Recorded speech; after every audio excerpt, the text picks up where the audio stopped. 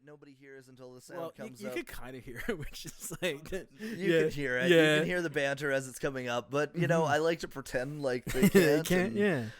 Anyways, hello and welcome to Misfits on Vinyl. My name is Spencer Streichert. I am an actor and comedian and one of your hosts. My name is Aaron. I'm also one of your hosts. And also an actor. A thespian of stage and screen. Yes, I've been in many productions. Many productions. Seen by not as many people. I think I've been in more productions than people have actually seen them. You know what, though? You were in Metamorphoses. Yeah. At the University of Calgary. Yeah.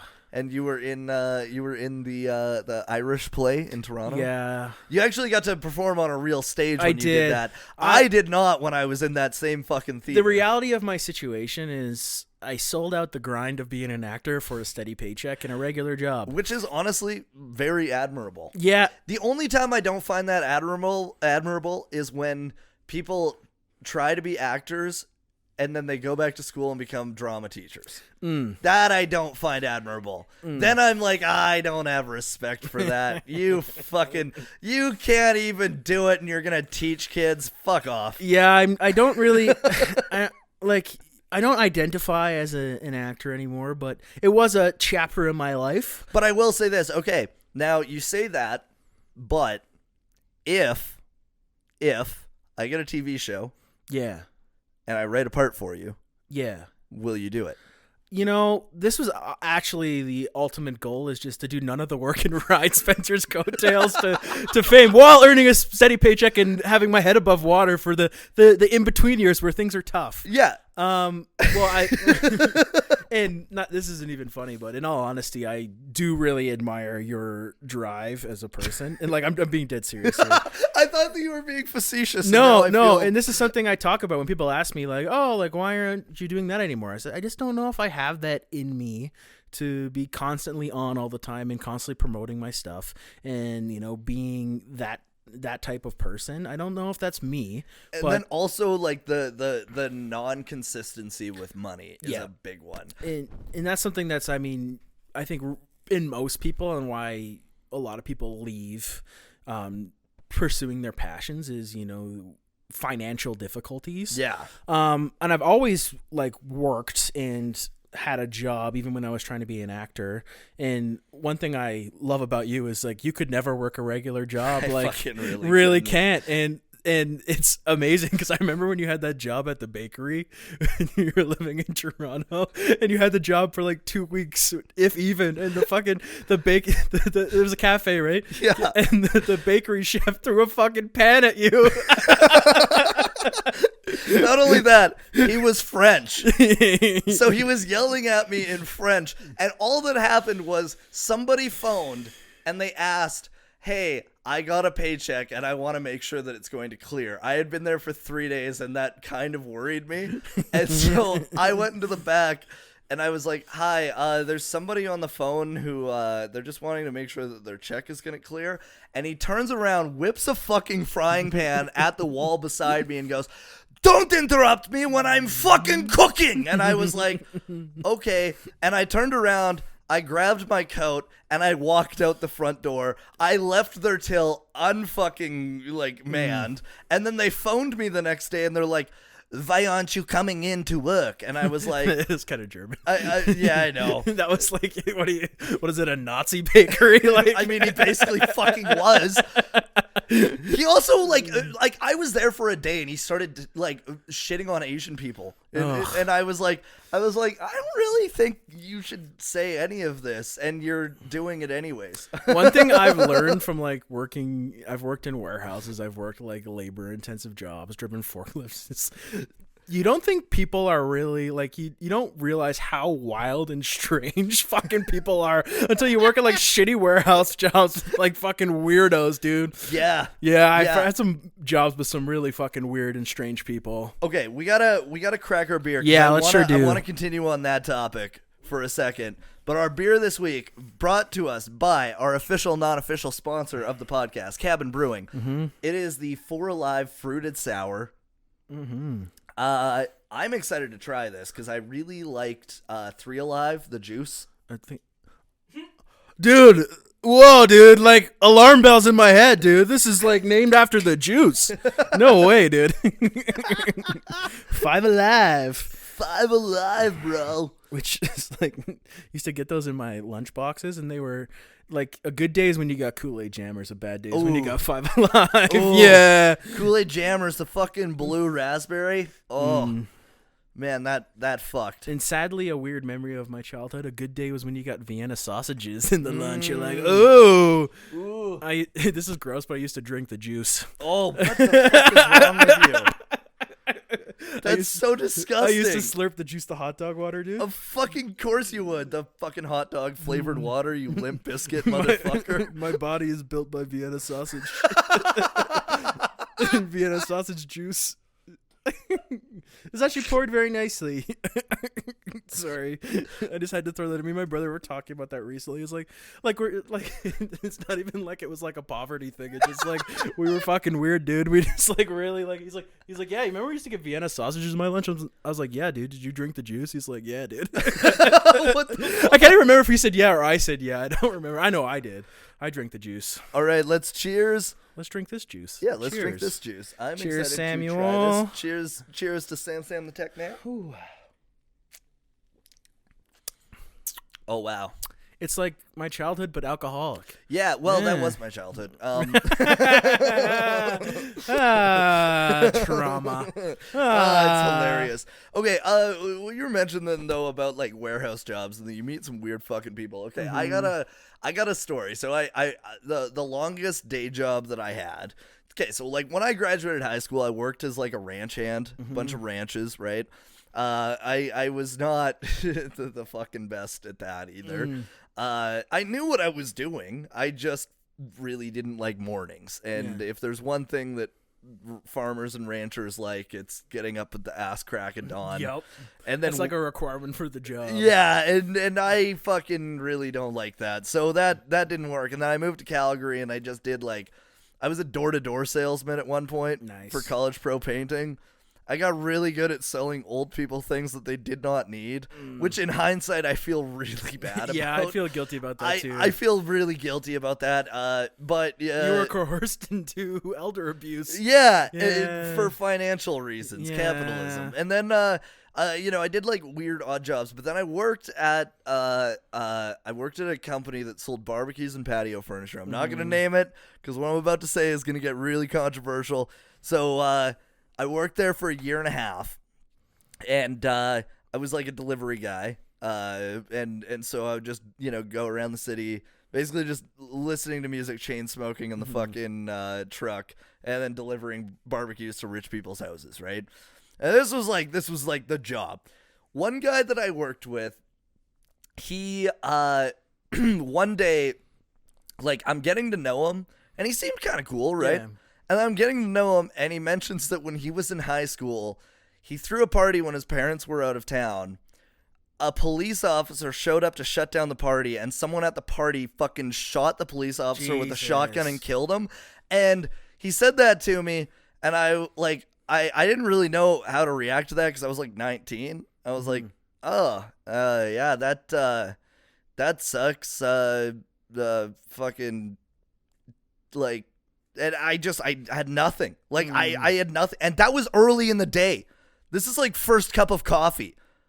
I'd love to tell stories about this one company I worked for, but this will kind of let people's mind roll. But it's a warehouse. I was working in a warehouse as a forklift driver, but they made me sign an NDA. So let you think about that. God damn. Let you think about that. That's not good. What sort of stuff they were up to. But yeah, I had to sign an NDA to be a forklift driver. So let that sink in. And I would love to tell these stories, but they're the type of people that would sue me. I've only had to sign NDAs for film stuff, so that's been like easy for me because I actually care about it, Yeah. I feel like NDAs at like a day job, I'd have a fucking hard time. Here's the other thing. I got at that company, there was a manager there who used to slap my ass every day. Ooh. And he would talk about sucking my dick. Nice. Which at 19, I was like, this is kind of funny. But then I'm looking back on it, and I'm like, Oh, I was just being sexually harassed. Yeah, and the sad part about that too is he probably was the HR guy. He was. Yeah. That's typically how those things work. Yeah. And also, he was Asian, so he would make like really racist jokes all the time.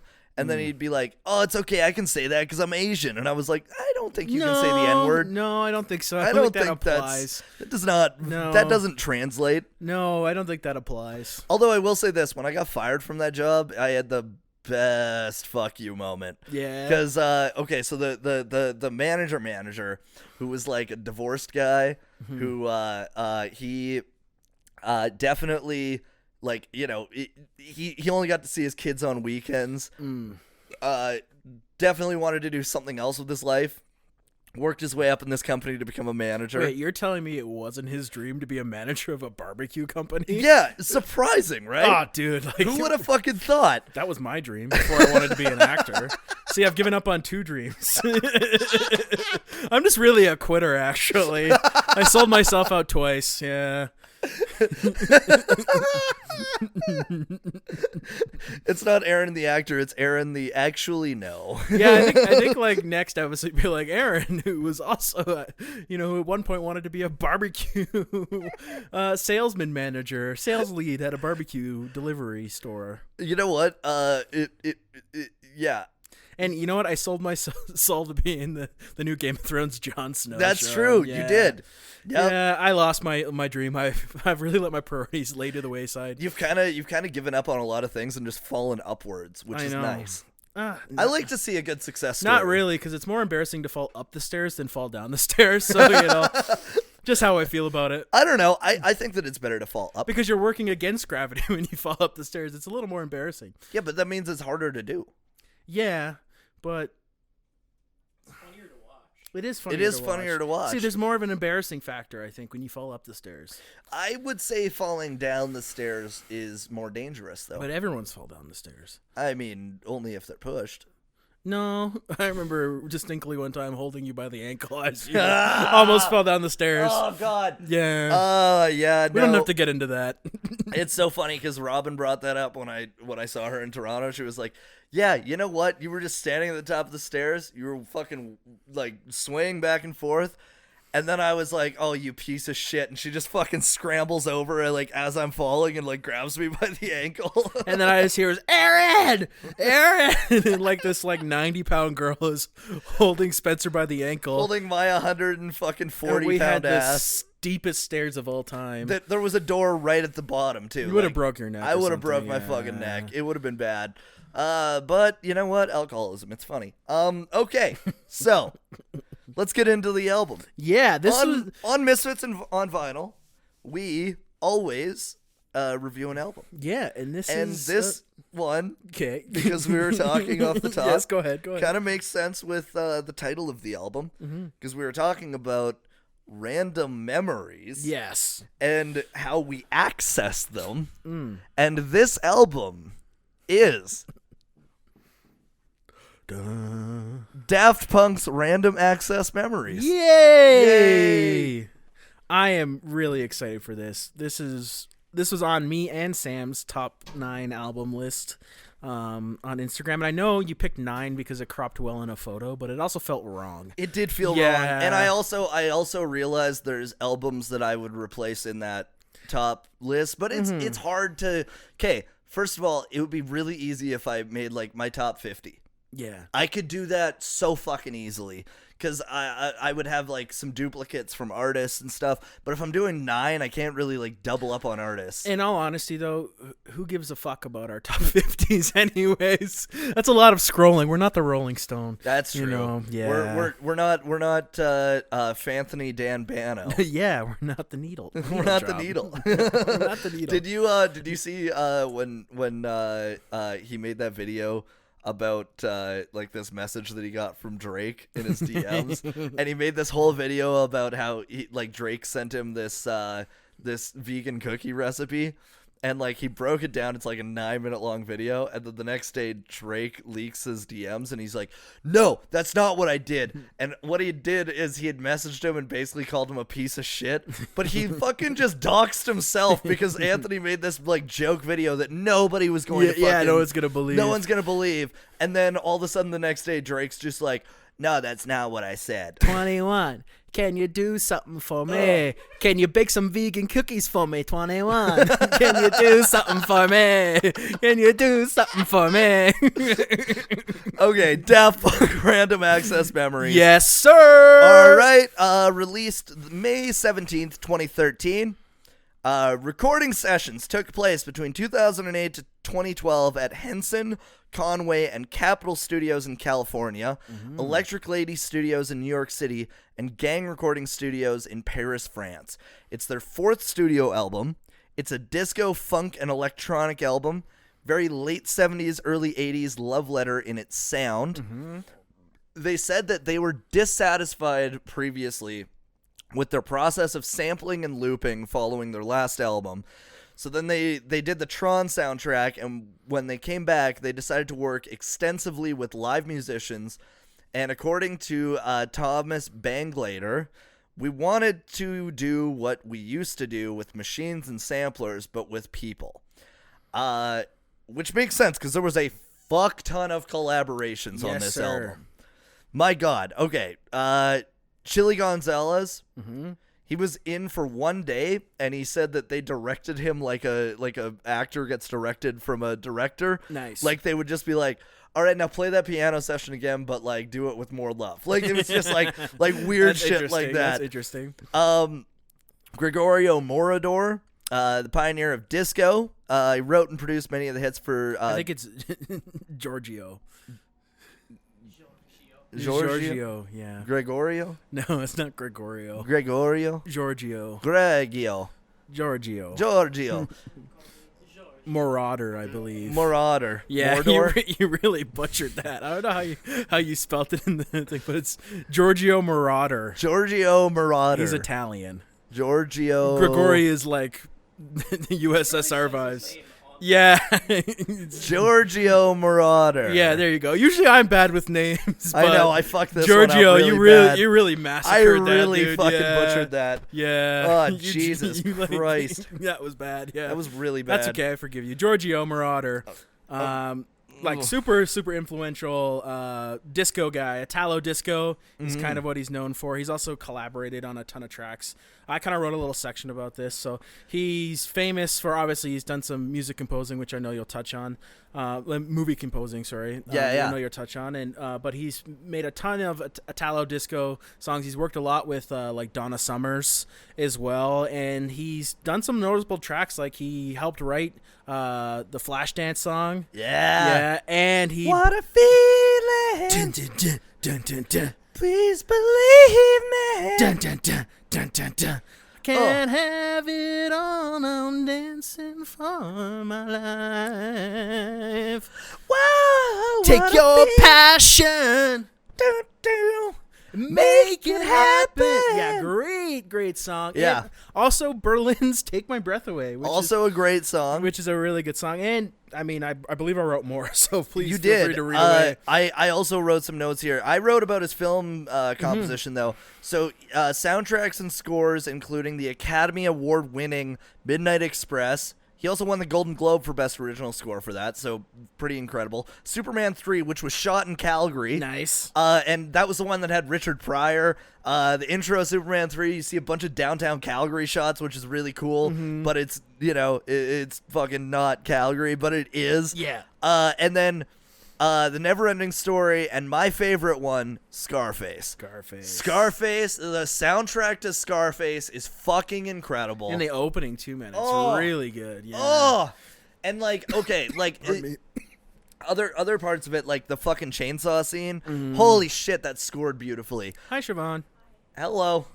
Yeah, so actually, funny enough, I showed Siobhan the Scarface scene where the chainsaw scene because I was like, You've never seen this? And I was like, I just cut to that scene because I'm like, you don't need to see the whole movie. It's like 3 hours long, but you need to see this fucking scene and like the tension that it builds. And like, oh God, just so goddamn Also, good. shout out to Brian De Palma. Yeah. Yeah, I like Brian De Palma. I like Brian De Palma too. Okay, so moving on from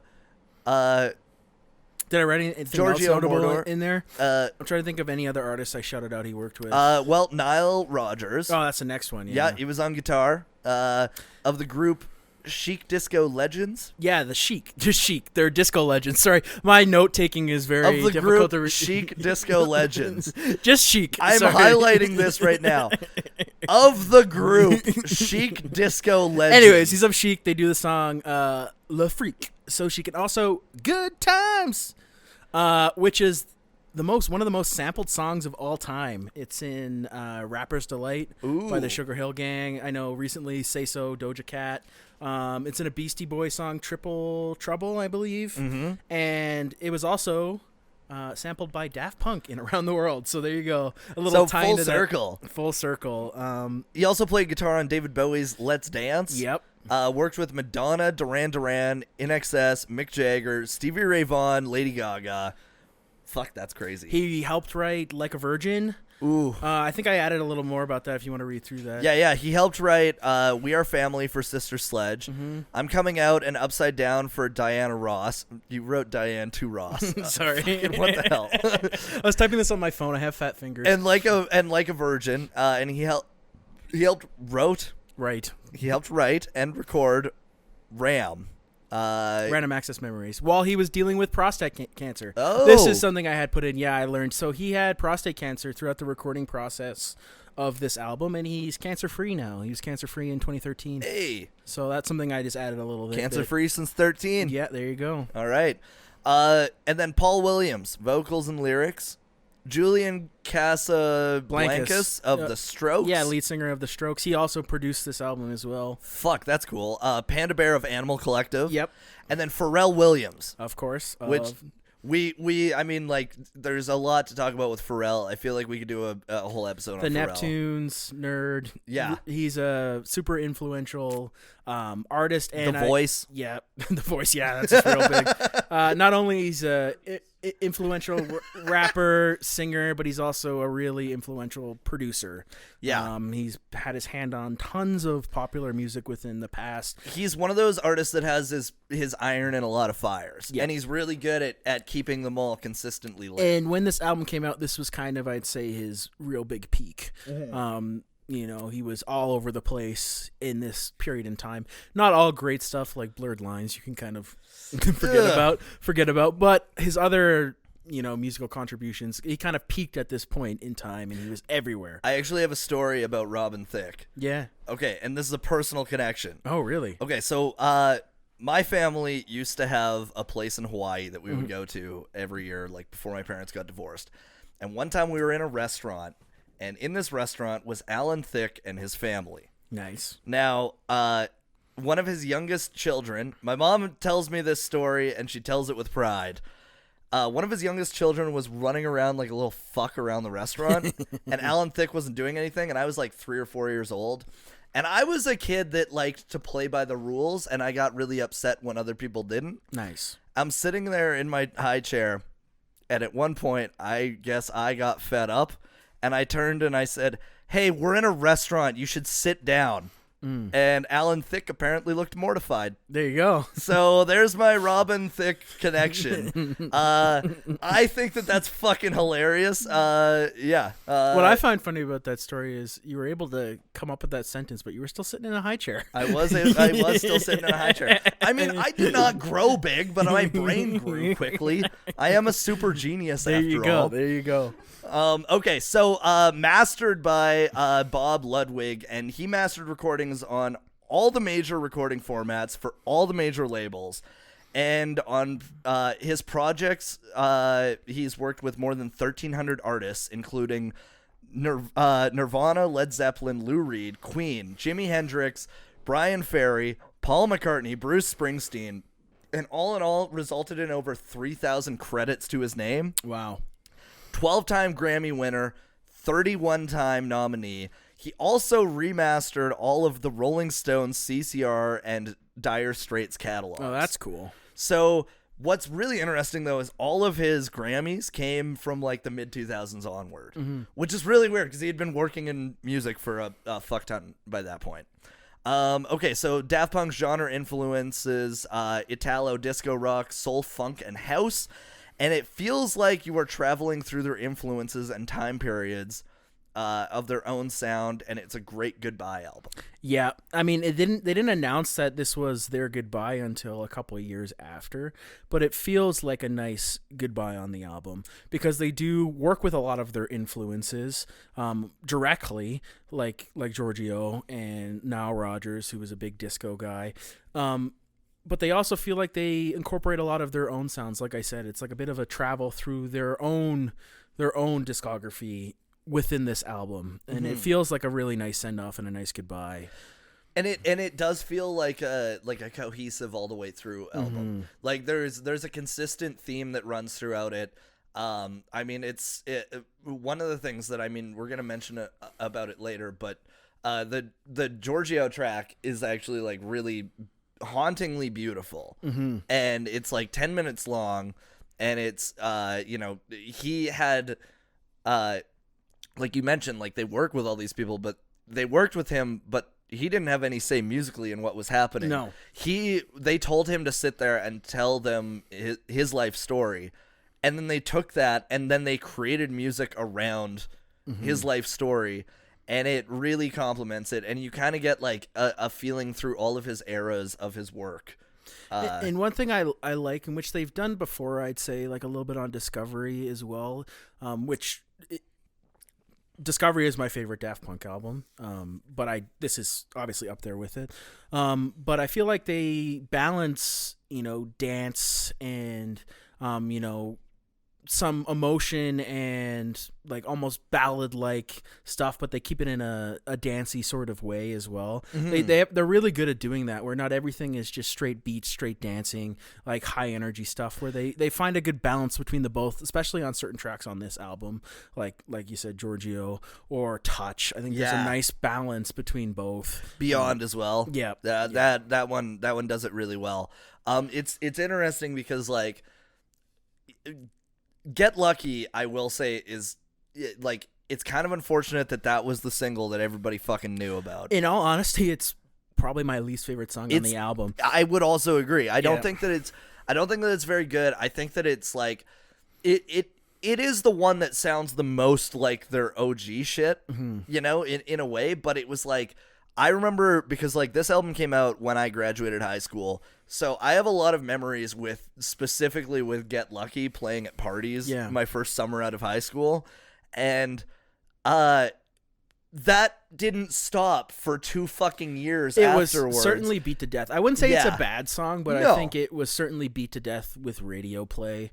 But I mean, in the whole of the album, I don't think there is a bad song on this album, but that would be my least favorite. Yeah. And it's not, if I was listening to the album, I'll still listen to it, but it's not one I'm like, oh, okay, yeah. It's like, I'm kind of like, oh, fuck this. Like, I've heard it enough times. And I think it still fits the album as a whole, but it certainly sticks out as a bit of, it was very radio friendly, and I don't know if it fits the entire theme of it, but I can't say it's a bad song. It's just not my favorite. Yeah, I think that I would agree with that. Okay, so let's get into the about the artist. Yes, because there's a lot to go over with this. Thomas and Guy Manuel. Guy Manuel de Homem Cristo and Thomas Banglater met in 1987 while attending the Lycée Carnot Secondary School in Paris. The two became friends and recorded demos with others from the school. In 1992, they formed the guitar group Darlin', with Thomas on bass and Guy on the guitar, and guitarist and drummer Laurent Brankowitz. The trio named themselves after the Beach Boys song Darling, which they covered along with an original composition. They disbanded after 6 months, after playing 2 gigs and recording 4 songs. In September of 93, they attended a rave where they met Stuart McMillan of Slam, co-founder of the Scottish label Soma Quality Records. The demo tape given to McMillan at the rave formed the basis for Daft Punk's debut single, The New Wave, a limited release in 1994. Now, they returned to the studio in May of 1995 to record Defunk. It became their first commercially successful single, and the music video for this was directed by Academy Award winner and Jackass co-creator Spike Jonze. There you go, and they're wearing like the big dog heads in it. It's a good music video. It's a good music video, and also like it's funny because that was around the time when Spike Jonze had went from because he was a editor of a BMX magazine, and he was also a BMX rider himself. Then he became like a skateboard video fucking phenom. The Blind video. Okay, like even if you're not a fan of skateboarding, you have to watch the original Blind video just for like what he's doing with the camera was so ahead of its time, and the ways that he's playing with like fisheye lenses and stuff. And actor Jason Lee, who was a professional skateboarder, he's in that video, and he's heavily featured in that video. And that was like near the tail end of his career, but it's one of the most iconic. Spike Jonze has such an interesting like progression because, you know, he was doing like skateboarding videos and things like that, and then he was the music video guy, and then he did stuff like Jackass, and then he started making like really high quality art films.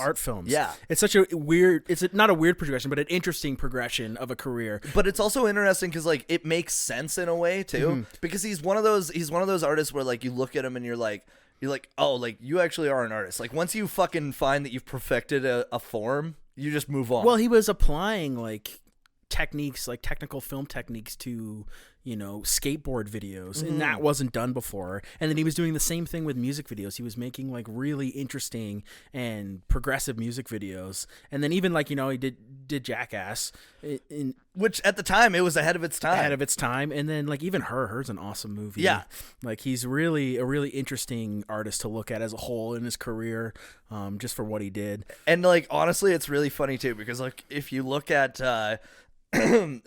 specifically in the last like 10 years, like what he's doing, it's like he's this is gonna be a random actor thing, but as an actor, I really want to work with him as a director, not because I think that he's like, you know, a lot of times directors are like these really good actors, but I feel like he's got such a cool fucking idea for like the worlds that he's building that I think it'd be interesting to see like what he does with that. I also think he lacks pretentiousness, which I think makes him a little more approachable when you talk about, you know, like his movies and things like that. I don't find him very pretentious as a person. Dude, he lives in like a really like small house in like Venice Beach. Like he's cool. It's just like he he's seems a cool really guy. Yeah, he skateboards everywhere like to get around. Yeah, he's a cool dude. Okay, so after the music video, they signed with Virgin Records in September of 96.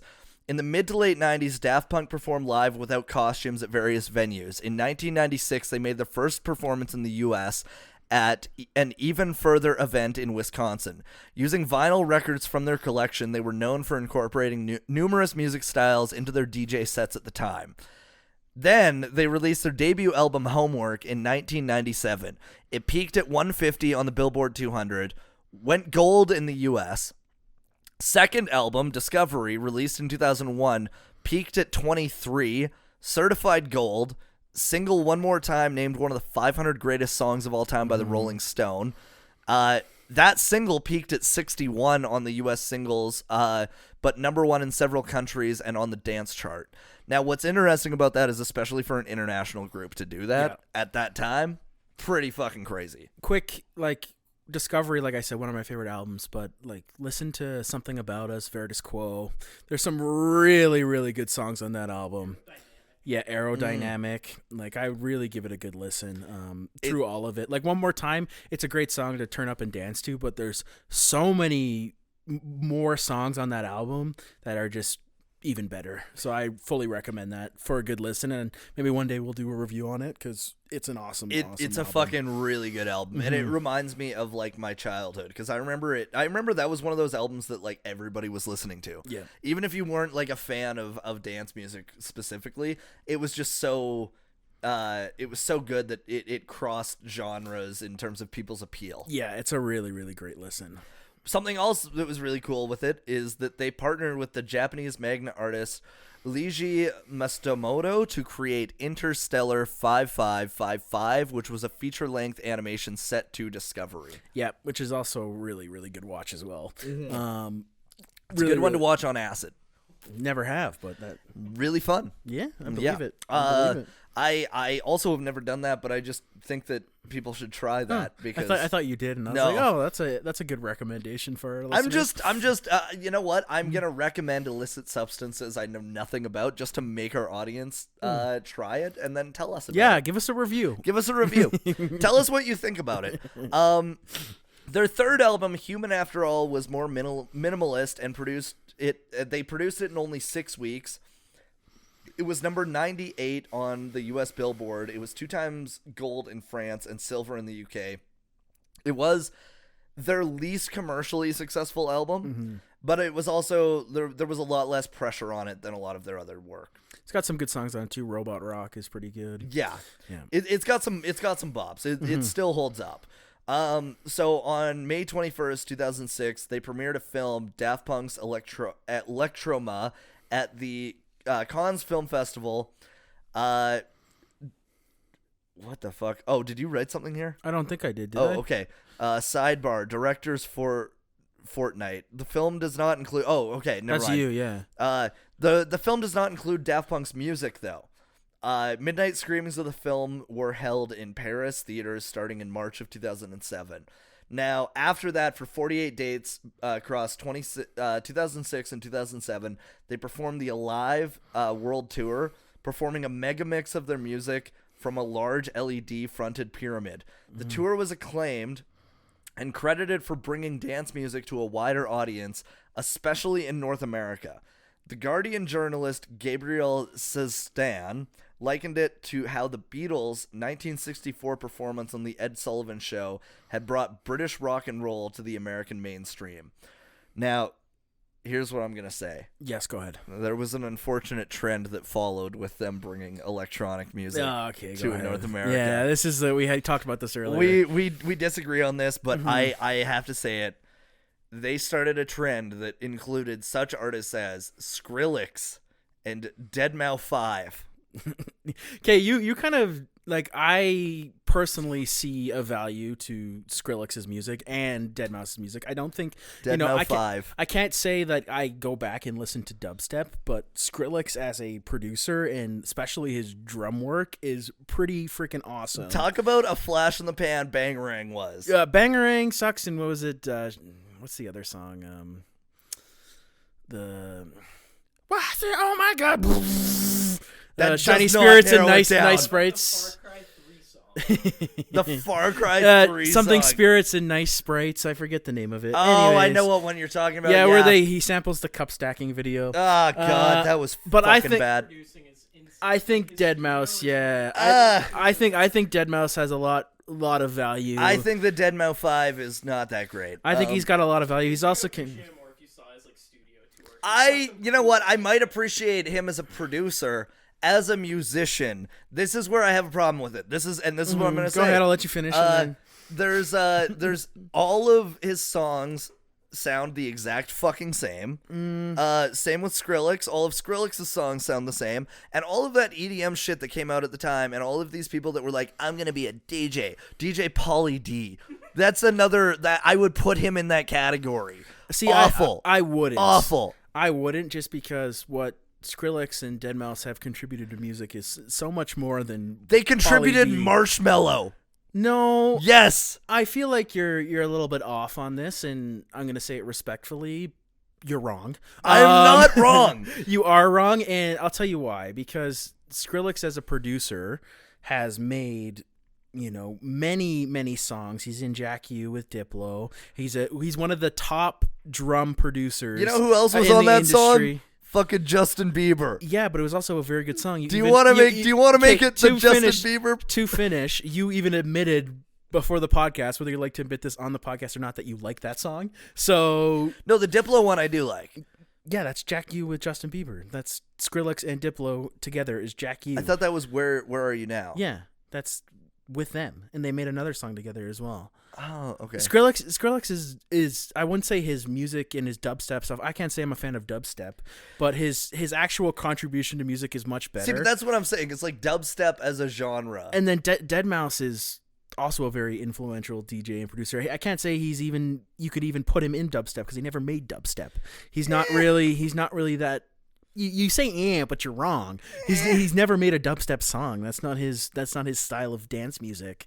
You don't have to like them, but you can't say that they were a terrible trend because they both made. You know what? I can say that because you said that CKY was fucking generic. I can absolutely say that. Yeah, but I have to defend this now. I'm coming back to this. That's how I felt about their music, but I didn't state it as a fact that they were on but par with Pauly what am D. I doing? I am saying that I feel that dubstep and Skrillex and Deadmau5 are generic and overrated. No, but that's not what you said. You said it was a terrible trend, and But I'm going back on my word, and that's what I'm allowed to do. We can leave it at this. I don't think it led to I don't think this album in general, but I think Daft Punk's popularity certainly led to more dance music incorporated in pop music. I wouldn't say that it's led to a terrible outcome. I think there's certainly terrible DJs in the world, but I don't think the ones that you highlighted were really the ones to highlight. Like I would highlight like more like the Chainsmokers or something like that than. But see, Skrillex. I like the Chainsmokers. Yeah, well, now you're just discrediting yourself as a music reviewer on our podcast. Closer is a fucking great bop. That honestly. That took about 4 years off my life. That conversation, because I respect your opinion when you say things that are respectable, which those weren't. I'm sorry, but okay. Let's just get back to the topic at hand. What I'm going to have an aneurysm. Here's what I'll say. They started. They did not start the trend, but because they were so good and they made dance music popular, a lot of bad came out of that. But I can't say they're the only people to make dance music popular. No, but they were the ones that made it bigger in North America. Yeah, that I can agree because like to. there was a huge dance music scene in Europe, like way before that, and also in Asia at the time. So it literally is just that they brought it to America, and North Americans are really fucking bad at taking things. Well, I think like the late 90s stuff, them and Fatboy Slim and a couple other DJs certainly brought it more to the mainstream. I can agree with that. Yeah. Fatboy Slim fucks. I like fuck. Okay, there you go. Finally, a good opinion. You know Jesus. What? I got a few good opinions. And to beat that one out of you. Let's move on from this conversation, now you know how my because dad feels. I'm getting a headache. So, Daft Punk's performance in Paris was released as their second live album, Alive, 2007, on November 19th. And in 2009, they won the Grammy Awards for Alive 2007 and its single, Harder, Better, Faster, Stronger. Now, after Daft Punk made an appearance at the 50th Grammy Awards the year prior with rapper Kanye West to perform a reworked version of Stronger on stage at the Staples Center in Los Angeles. And it was their first ever televised appearance or performance. Nice. Which is pretty cool.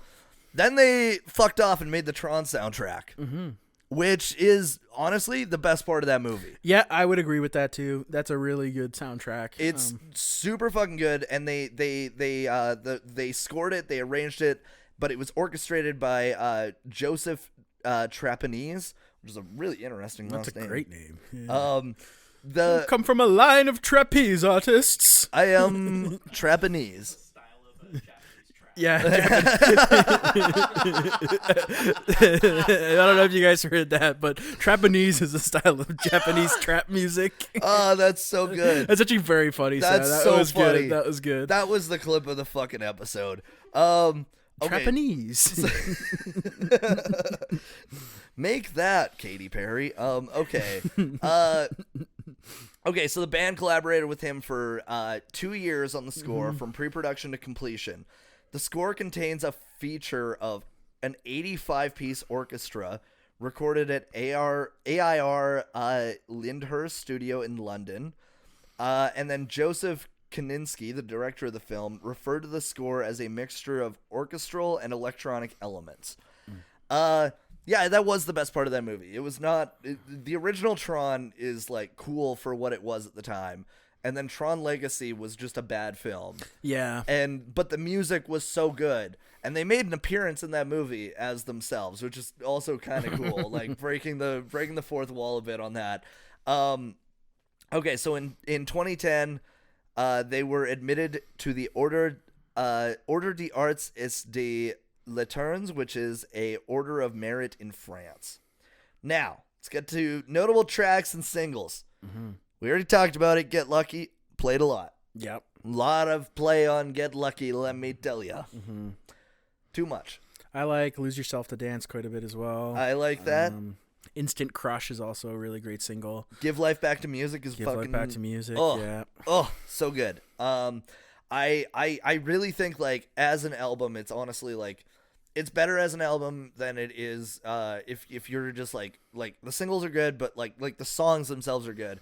But I highly recommend people actually listen to it as an album. Yeah, listen to it as a whole. Like, even, I guess one single that's always stood out to me, I listen to quite a bit, is Touch. Mm-hmm. I just really like the little ramp up. It starts so slow with him singing, and then it just shoots out like a rocket, dude. Like, I remember you showed me that when we lived in Toronto. Yeah, I was like, dude, it's like, it's just like feels like you're like in space. I don't know how to describe it. Like, it's like space funk. Yeah, it's very spacey. Yeah, it's really cool, man. Like, a really good listen. And the fact that, like, even like, not that Paul Williams is a bad singer, he just has a style of voice you wouldn't expect on a dance song. Like, mostly, dance music, it's a real sharp voice. It's usually auto-tune. There's some of their songs have auto-tune voices on it, but it's like just like really gruff and real, and I think it really adds quite a bit to the song. Yeah, and especially because like if you're looking at the songs where they are singing on it, mm-hmm. It's very different. Like it stands out. Well, even like Instant Crush, like Julian Casablancas is a great singer, but he still is laced in autotune on that song. Mm-hmm. So it's a bit of a change up on their regular song, and then even like we've talked about a couple times, but Giorgio by Marauder, the fact that he's just talking and saying a monologue, it's such a cool concept. It is a cool concept. Like, it's not something I'd like break out at a party, but listening to it on your own, it's a very cool concept. I mean, I'd break it out at a party. I probably would. Christ, you're scaring all the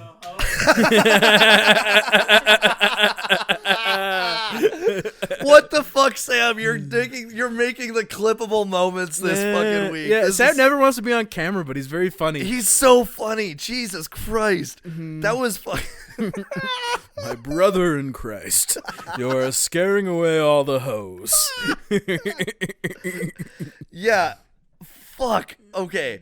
I would love to actually play that at a party now. And I kind of want to take over, like, the next time there's a frat party that I go to. I'm going to just fucking take over the sound system and play it. When I was a child, when I was 14 or 15 years old, I learned to play guitar. I would just love to see all of the, like, really, like, angry sorority girls that would happen. This once I put the metronome in, I knew this was the sound of the future.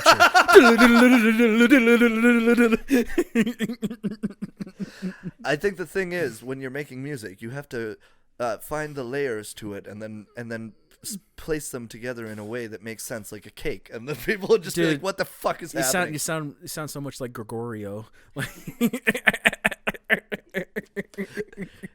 Gregorio. Giorgio. All right, let's move on to the reception. Mm-hmm. Okay, so Random Access Memories became Daft Punk's first and only album to top the U.S. Billboard 200, and it debuted there. Mm-hmm.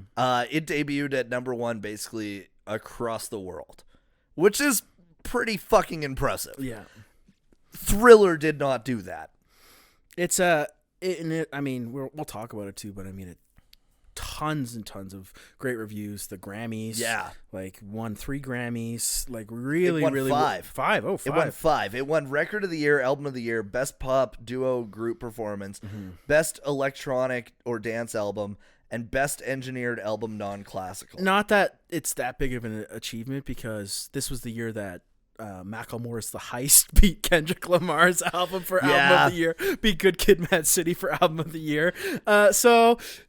Also, this was the turning point for country music too, where it started to get like really shit at the Grammys in terms of like what they were, because I think it was the year that George Strait did not get nominated, but like Florida Georgia Line did, and like I get it, they were popular, but it's like fuck off. Not that the Grammys don't get it right. Sometimes they definitely got it right with this album. Yeah. But they often get it wrong. They very often get it wrong. So this is one time during that year that they got it correct, but the other categories were big misses. Yeah. There's okay, so I'm gonna go back here for a second. Mm-hmm. It's so at the end of the year, it had sold 3.2 million copies worldwide. Mm-hmm. Certified platinum in the US, UK, Canada, Sweden, and it was diamond in France.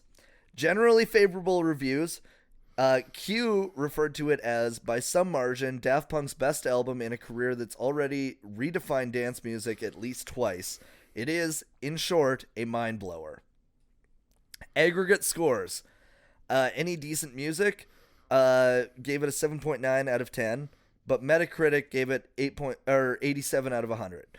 I don't know how you, as an aggregate score, you would get two different fucking numbers. Yeah. I would average that out to 84 out of 100 then, like if we're like, because I haven't obviously looked at all of the reviews, but like looking at that, I'm like, okay, like 85% then, fuck off, like, because that's dumb.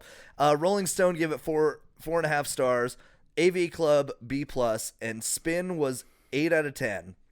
Now, Random Access Memories is ranked number 497 on Enemy's list, the 500 greatest albums of all time. Enemy gave it a 10 out of 10. Now, I wrote this down. That is surprising because every single fucking album we've done so far, Enemy has shit on so hard. They fucking hate everything. They are the actual music hipsters. They really are the enemy. And they don't really have a consistent thing that they go off of, because they'll review something one way and they'll say like, oh, this fucking sucked because there was too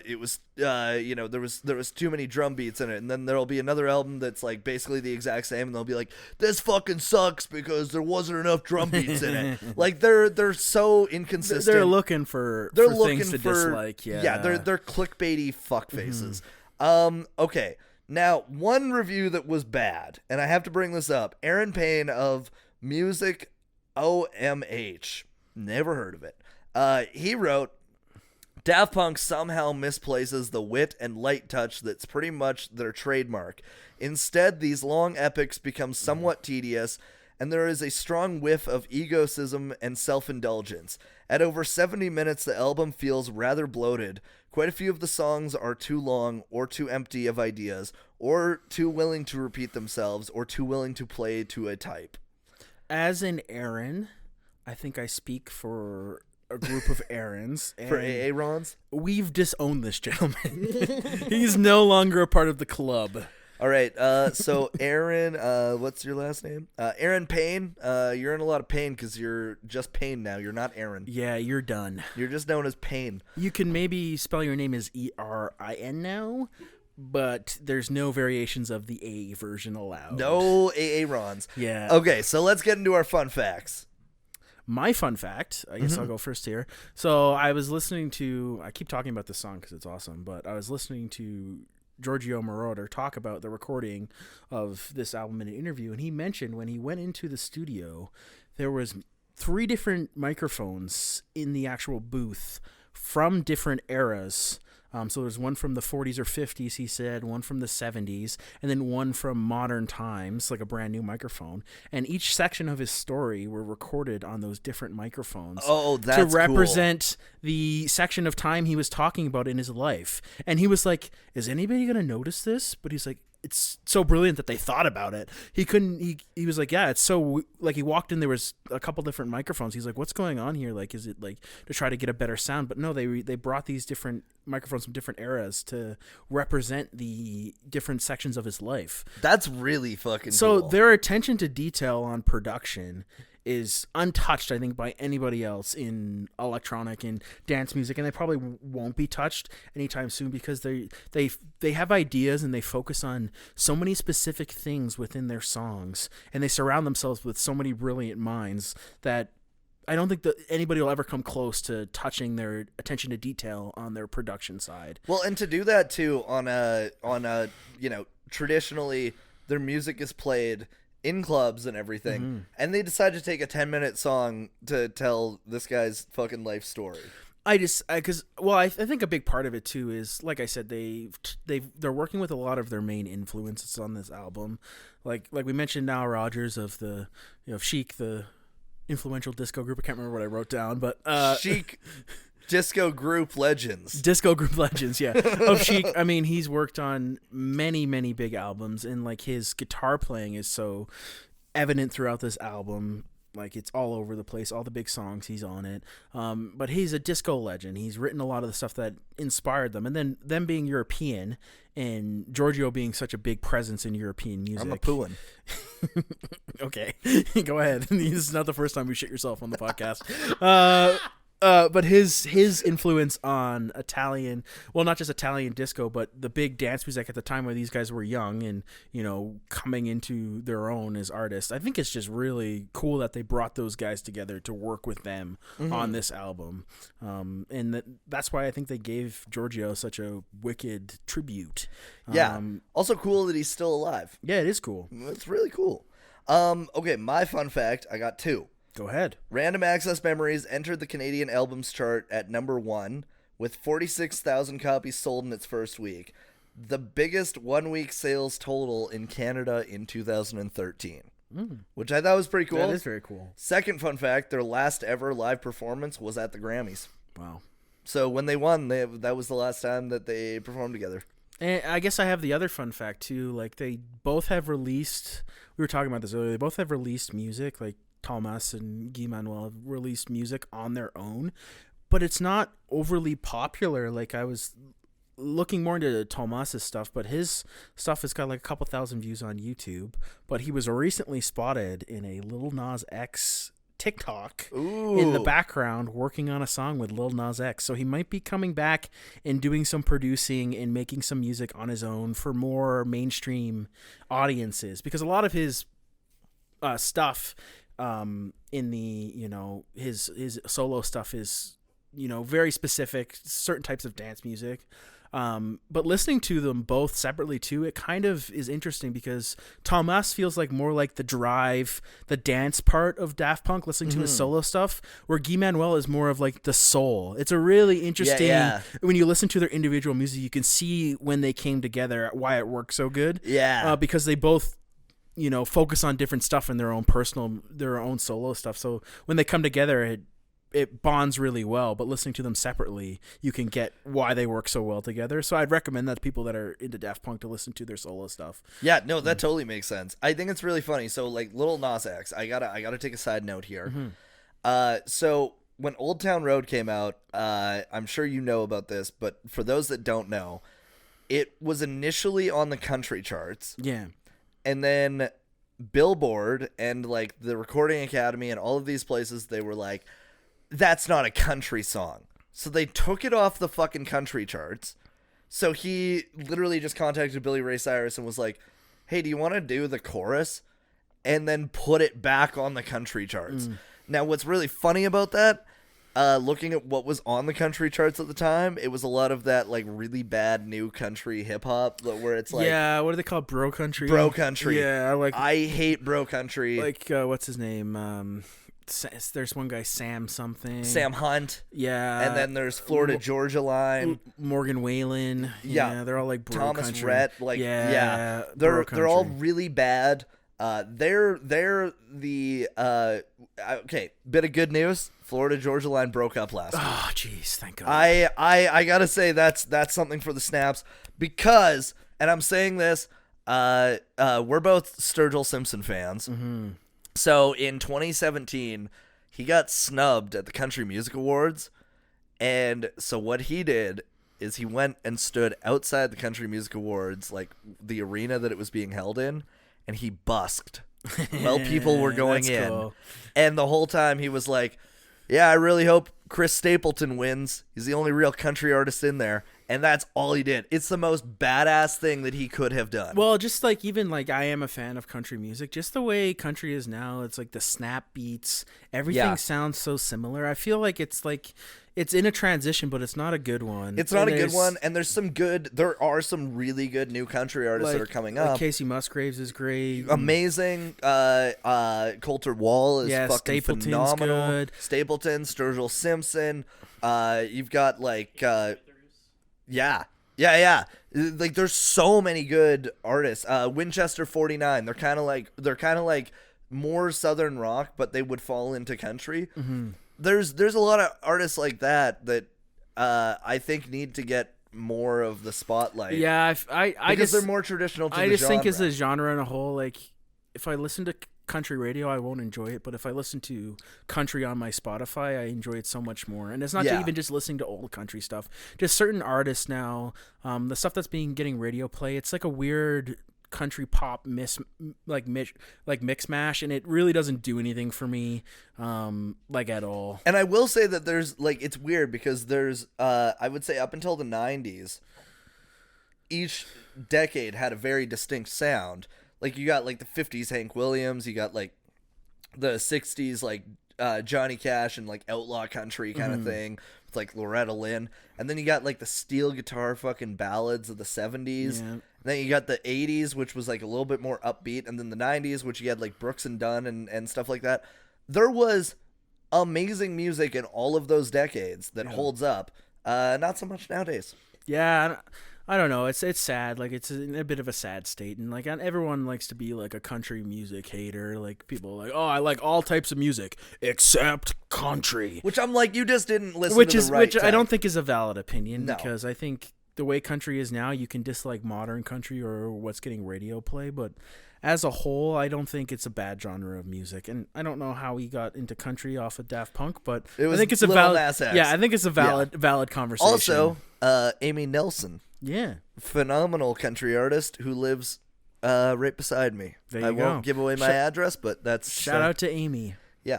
All right, so let's get into our criticisms.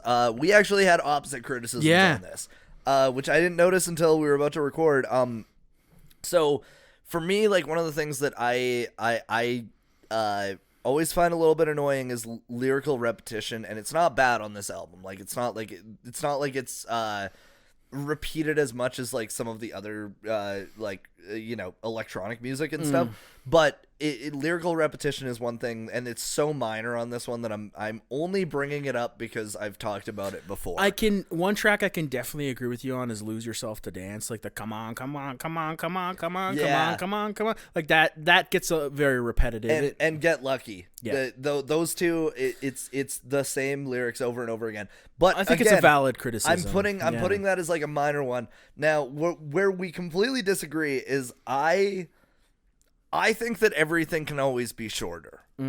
And you put at an hour and 14 minutes, it's long but still not long enough. Yeah.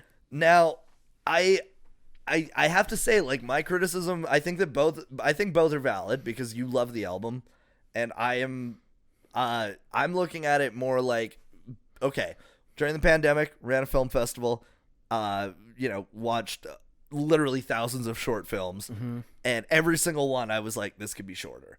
And ever since then, I've looked at every single thing I've been watching or listening to or anything, and I'm like, this can be shorter. I've approached that way with like my writing and my stand-up and everything.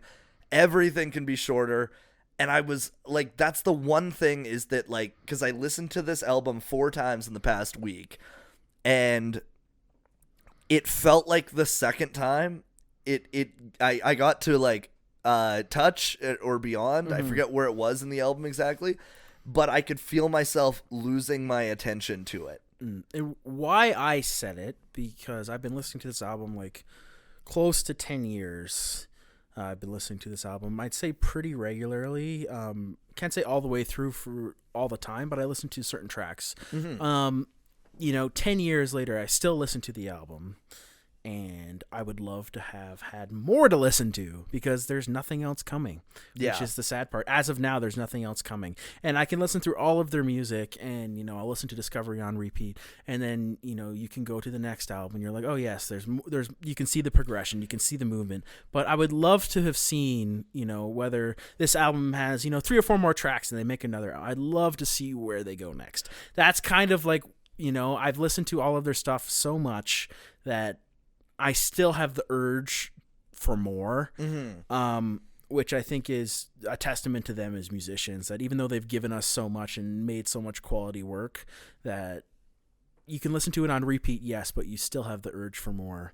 So that's kind of where that came from for me. It's like, yeah, it's long. I can fully say at 1 hour and 14 minutes, that's a long album. Yeah.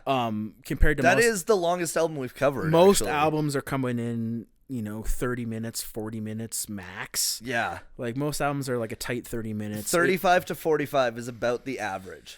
And this one being 1 hour and 14 minutes, yeah, that's long and tedious. Yeah. But I think it's got ultimate replay value, and I could have, like I said, I could have wanted more just because I'm such a fan of the sound of this album and the sound of them as a whole. Well, and to throw it back to our last episode with Bibio, now they, since 1995 until 2013, they did 4 albums, like 4 studio albums, 2 live albums, and a film soundtrack. Yeah. And in 15 years, another artist was pumping out like sometimes 2 fucking albums a year, right? So, and he's still consistently making music. Now, do you think that your criticism about it being not long enough is more on the artist though than the album itself? Well, that's kind of what I was touching on too. Like, yes, they have made a good body of work because it's all really good music. Yeah. But I feel like they could have done more. But I think a part of why they're so good and why they're so popular is the fact that they were so selective and they were so hyper focused on each song and the production of each song to really hit what they were going for, that maybe their discography wouldn't be the same if they released more music. If they pumped it out in faster amounts of time. Like, this album was recorded over like 4 years. And it was also almost 10 years after their last album had come out. Yeah. Like because they took time between when they started recording this. They did the Tron soundtrack, which again was different from their fucking album before that. Yeah. And very different from this. So I think that a part of it is probably that it's like they did take a lot of time to create stuff, right? I think like a lot of artists maybe pump shit out all the time. And it might be good, but it's like it's not great. Yeah, and that's the difference, right? And I think they also spend a lot of time on some of their side projects as well, like doing the movie, doing Interstellar 555, and doing like their tours are very elaborate. It's not like just something you just go up and then go on stage. It's all very thought through. So I think they did, like, as an artist as a whole, I think have a great body of work, and everything is very well thought through, but I just wish there was more. That's just how I feel about it. And even with this album, like I said, I wish there was a little bit more, even though it is long. I could listen to a whole other side of this album and the same sound and see all the things that they cut or they didn't use. Like, I would love to just listen to that. Well, and I almost feel like it could have been like 2 albums. Yeah. That's how I personally feel with it. Like, I feel like it could have been shorter, and there could have been it could have been a 2-parter. Well, how you know what I mean? It could have been like Use Your Illusions 1 and 2. Like, how cool would it have been if you look at the album cover and it was 2 separate albums, and when you put it together, you get that same visual of the 2 heads. That would have been how really cool would cool. that be? That would have been really cool. If it was a 2-part album, and then when you stick it together, it become the complete piece. That would have been really cool. Yeah. That would have been fucking sick. I think there's when something is so great, I'm a big fan, but if something's so great, you're always wanting more, even though it's been great. You know, like how many times you see a movie and you're like, oh, this movie's so great, I could sit down and watch it. Sometimes I watch a movie and I literally sit down and I watch it again. Because I can't get enough of it. And so that's how I feel about it too. It's like a great movie. I want to sit down and watch it again, listen to it again, listen to it again, listen to it again. But the difference between a movie and I guess this is a movie you discover more things as you watch it. But I would say you do that with I guess you would too, yeah. Like, I guess that's fair. I would say, like, I mean, now I think I've probably heard it all through enough where there's not anything new I'd hear, but Yeah, but I think it's funny because like even songs that I've been listening to for a long time, I'll hear things that like maybe I wasn't like paying attention to the first. Yeah, you're right. Times. That was a bad analogy on my part. We both had bad takes this episode. We both had fucking terrible takes. Should we get into the let's get into the review. Okay, so every episode we review on technical element, musical element, lyrics, reception, album art, and does it hold up? Technical element, it's got to be high. I mean, like it's technically it's mixed well. I mean, it fucking won the Grammy for engineered album. Yeah. I would probably give it like an 8 out of 10 on technical element. I won't give it 10. I don't like throwing around 10, so I'll give it a 9.5. I'll get pretty close. So we're at like 8.75 right now. Yeah. Musical element, I'd probably give it like a fucking 8.5.